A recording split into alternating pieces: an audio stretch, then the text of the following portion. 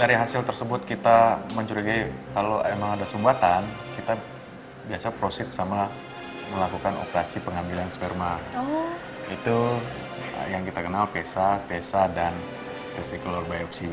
Ya, dok, ya.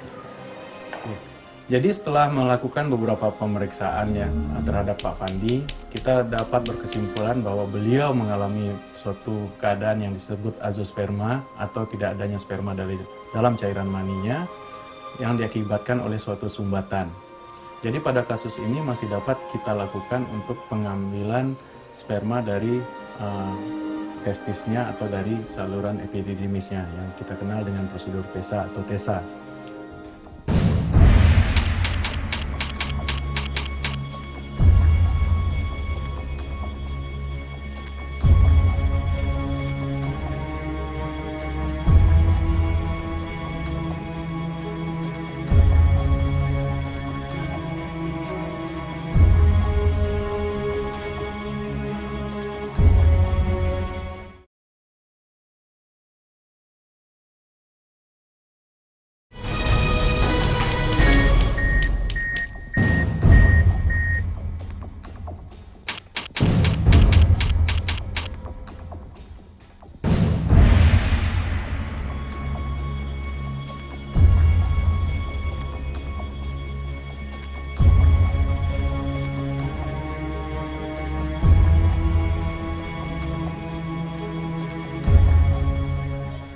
Oke, tindakan udah selesai, Dok. Oke ya. Bangunin deh. Dokter, kalau untuk wanitanya prosesnya seperti apa? Oke, sedang wanitanya sendiri kita harus ikut siklus wanita sendiri. Kadang makanya untuk wanita kita akan melakukan penjadwalan khusus. Oke, penjadwalan khusus karena waktu kapan harus stimulasi itu harus tepat. Ya. Jadi telurnya akan dilakukan stimulasi atau perangsangan sehingga telurnya matang. Pada kondisi telah matang baru telurnya kita ambil ke yang dikenal sebagai ovum pickup. Itu yang nanti akan dibuahi oleh sperma yang ada. Pada hari yang telah kita tentukan, kita akan mengambil sisa telur. Pada pengambilan itu atau yang kita sebut dengan ovum pickup, kita akan melakukan pembiusan di sini. Di sini akan dilakukan bius umum, kemudian kita akan melakukan penyedotan dari sel telur dari indung telur itu sendiri yang dilakukan dengan ultrasound guidance. Jadi sel telur yang didapat nanti akan disimpan langsung ke laboratorium dan akan di follow up apakah telur ini benar-benar matang atau tidak. 4, 5, 6, 7, 8, 9, 10. Ukuran mereka udah matang ya.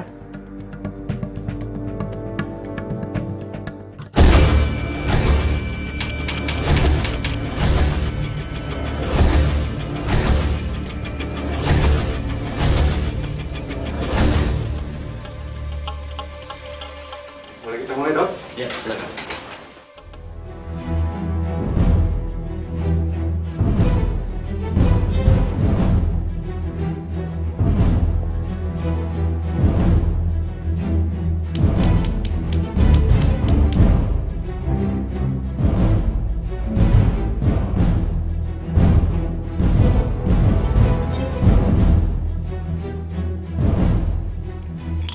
Protokol terakhir ya, Dok?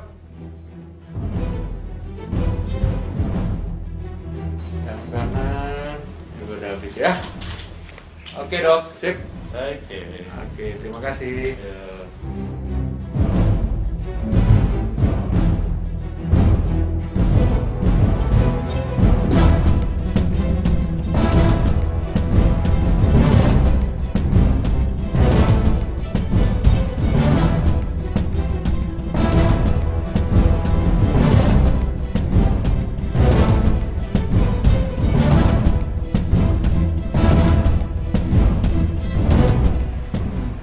Udah, dapat berapa semua, Fit? 5 dok, 5 dari 6 folikel. Oke, terima kasih ya. Oke dok.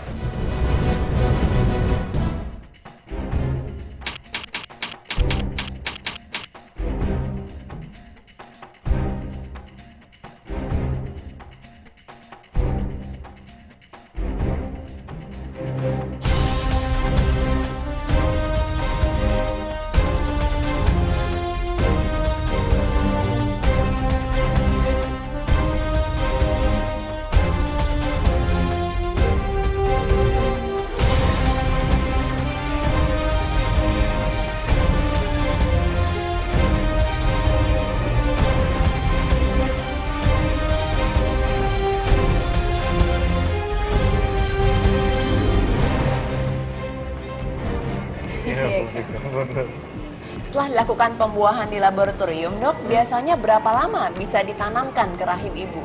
Oke, setelah dilakukan pembuahan, embrio akan kita jaga beberapa hari.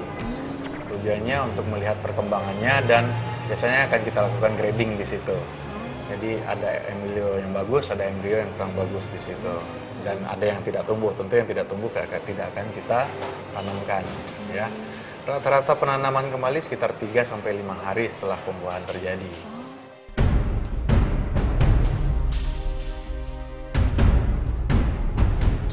Oke, kita masukin dulu alatnya ya. Pelan-pelan. Oke, pelan.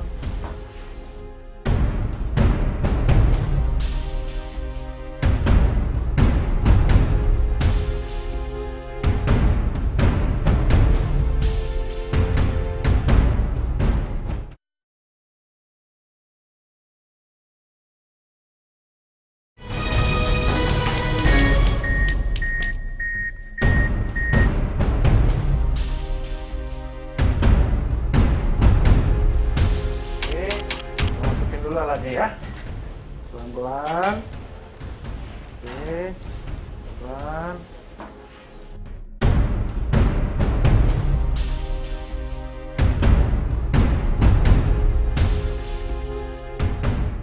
Pak, itu kateternya udah mulai masuk ya, kelihatan di USG ya. Oke, nanti embrionya akan lewat situ.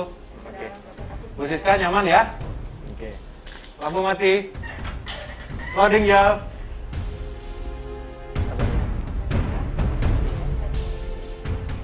Embrionya datang nih. Ibu Siska, Bapak Andi ya, 3 embrio. Oke, terima kasih. Oke, berdoa ya. Ini embrionya kita masukin dulu ya.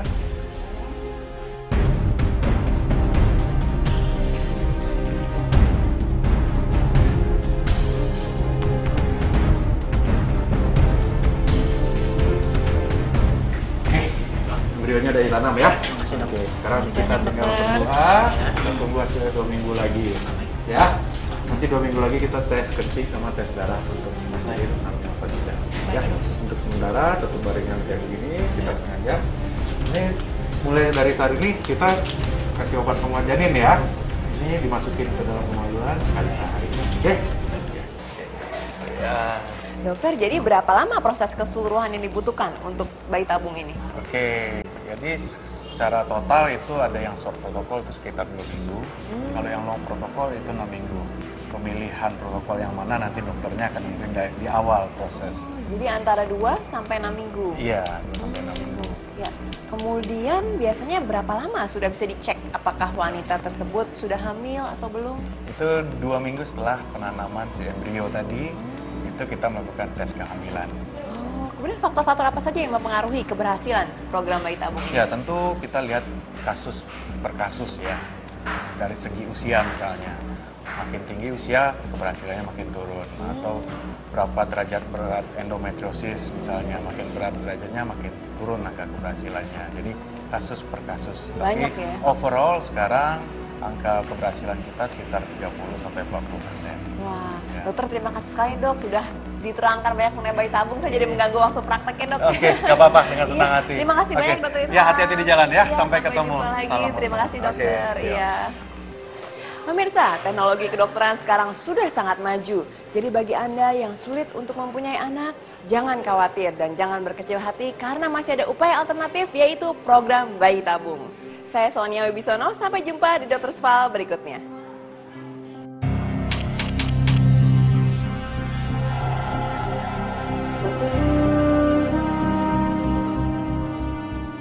Berdoa aja yang terbaik. Ya. Yuk. Oke, udah jadi. Ini dia. Ya, kita lihat ya. Makasih. Yuk, makasih. Kita buka sekarang ya. Ini gimana dok? Hasilnya dok?